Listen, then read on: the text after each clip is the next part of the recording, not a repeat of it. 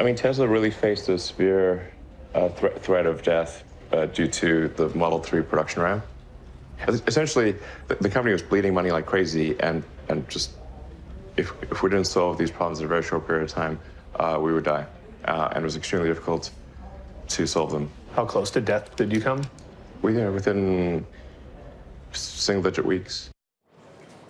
Single-digit weeks from death, Phil. The reason I wanted to bring this up is how then can he look back at his attacks on the short sellers, his attacks on members of the media that were reporting these stories that they were struggling, and be able to stand up and do that again? I mean, he's just admitted that all of those short sellers very much had valid concerns.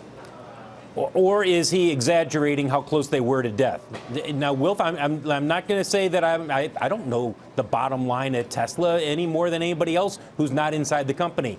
But close to death would mean you can't go out and raise money. You can't go to the debt markets. You can't go to the equity markets. They could easily have done that at any point when they were bleeding cash this summer. They chose not to, and they've been rewarded for not going to those capital markets. But not going to the capital markets and completely dying are two different things. And remember, Elon Musk himself has said, take what I say with a grain of salt.